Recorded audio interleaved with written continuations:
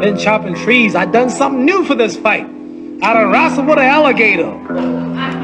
That's right. I have wrestled with an alligator. I done tussled with a whale. I done handcuffed lightning, throw thunder in jail. That's bad. Only last week, I murdered a rock, injured a stone, hospitalized a brick. I'm so mean, I make medicine sick. Bad dude. Bad. Fast. Last night, I cut the light off in my bedroom, hit the switch, was in the bed before the room was dark. Incredible. Fast. Incredible. You, George Foreman, all of you chumps are gonna bow when I whoop him. All of you. I know you got him. I know you got him picked, but the man's in trouble. I'm gonna show you how great I am.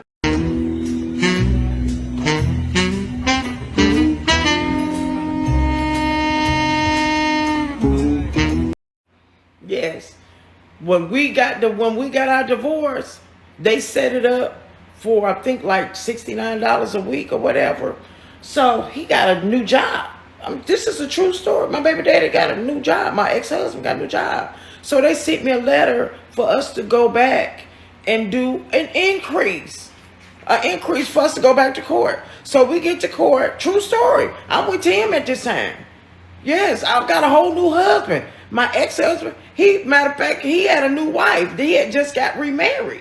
So we get to court and they trying to get me to get an increase. And I told them, well, no, I'm good with the $69. Because at the time, I think my son was 4. I was like, I'm cool with that. I don't need no increase. I said, that's enough to take care of a 4-year-old to get him some whatever he needs, some Zuzus and Wham-Whams or whatever. They really was they was pushing the issue to the point I had to tell them I'm good. I don't need him to pay my bills. I need him to take care of his baby. His baby 4. $69 a week to get him what he need. Yeah, I don't need him to pay my bills though. Yeah. And everybody was looking like, damn, I wish she was my baby. I was keeping it 100 though. This man just got married. He got a family he got to provide for. I don't need them to take his money to provide for my household.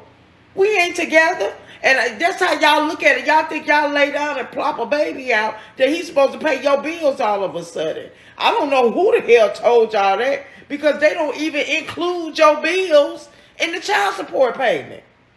This some shit some woman done came up with. Talking about, yeah, that little money he give me, it don't pay half my, it ain't supposed to pay your goddamn bills. If it do, so when he get custody, see, y'all don't look at it that way because men get custody too. So when he get custody of the child, you ready to give up half your motherfucking check and still take care of your other kids? Because I guarantee they'll come up. Yeah, you'll want to talk about your kids then, but you don't want him to talk about his other family. When he mentioned his other family, everybody started looking all sideways. But when he get the child, you want to talk about your other kids, you got to take care of, I bet, don't you? Huh? Can you afford to take care of his household and yours?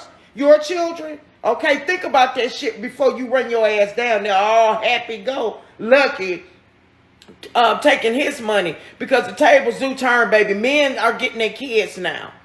So can you do what he was doing? Can you pay the $5?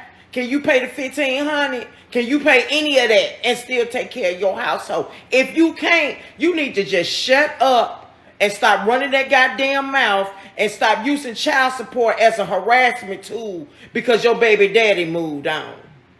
No need to talk this to death.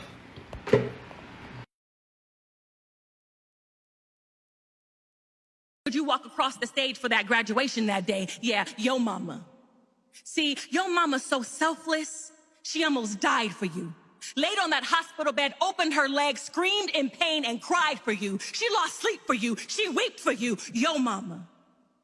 And sometimes your mama is complicated. And even when she gets on your last good nerves and drives you insane, when you utter that word mama, you better put some respect on her name. Whether it's baby mama, step mama, bonus mama, his mama, her mama, they mama, you only breathing today because of your mama. So don't you let anybody joke on your mama. And whether your mother is here or gone, she's still your mama. So when you think about her, you better get on your knees and thank God for your mama. Because she bled for you, she shed for you, she gave for you, she lost for you, she pained for you, she prayed for you. Yo mama. Tastes like strawberries on a summer evening, and it sounds just like a song. SpongeBob.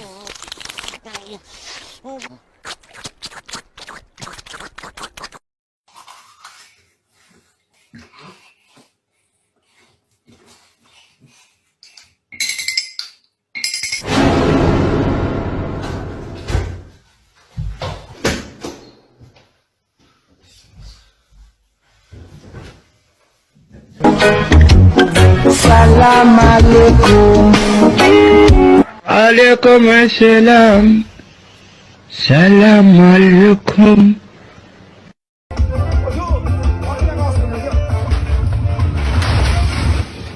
So here's how to spot hidden cameras in an Airbnb or hotel. Now the first thing you're going to want to look for is devices that are conveniently placed where a creeper would want to look. Take this fire alarm for instance, it's placed right above the bed. Now one way to see if a device is a camera is to shine a bright light at it. If you hit a camera lens, it's going to give a bluish reflection. Now you can test this by shining a light at your phone and seeing how the camera looks when placed under a flashlight. Now this clock is mirrored, but if we shine a bright light at it, we can see through the glass and see there's a camera there. Now this technique can also work on two-way mirrors. So the camera is USB powered and the wall charger it's plugged into is actually also a camera. If we shine the light on it, you can see that little pinhole in the middle with the blue reflection. That is the camera lens. Night vision cameras use infrared LEDs to see, and if we turn off the lights and use the front-facing phone camera, we can actually see these LEDs. Now the front-facing camera is the only one that tends to work because the back-facing one has an IR filter. Now you can sort of see the infrared LEDs on this clock already, but if we cover up the main LED we can actually see them a lot better.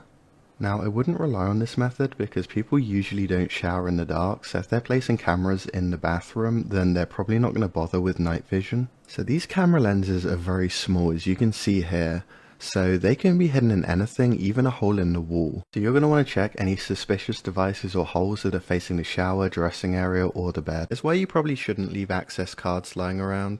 This is a device I picked up for a few $100s. It's called a Proxmark and it can clone anything from HID cards to hotel keys. Here's how quickly it reads the data off my keycard. And it still works from a few inches away. The best part is it'll even work through a coat pocket. Now obviously this whole setup with the laptop is a bit conspicuous, so you can actually put it in mobile mode and it'll work from a battery pack. Holding down the button will start a scan, and when it comes into contact with a key it will save the data. Now all we need is a hoodie. Connect up the USB power pack to my Proxmark and put one in each back pocket. I'll connect the antenna to a really long USB cable, put it down my sleeve and then plug it into the back of my Proxmark. Now I can log a keycard just by brushing past it. Once I've got the data off the card, I can create an identical key, but it's actually a lot more fun to use the Proxmark itself as a key. So in my last video I explained how keyless car hacking works. Now let's look at that attack in real life. The big box the guy in front is holding is a really powerful antenna, and that's going to be able to pick up the key's signal from outside the house. The smaller device that the guy in the back has relays that signal to the car, allowing him to unlock the door and start the engine. Now this is actually a lot easier than stealing a regular car. They can basically just walk up with this device and then drive off with the car.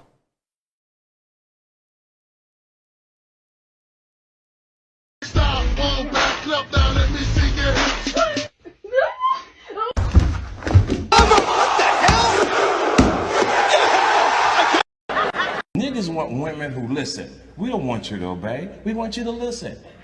If I say duck, I don't want you to say why, because now you got shot. We in the hospital. Bitch, I said duck.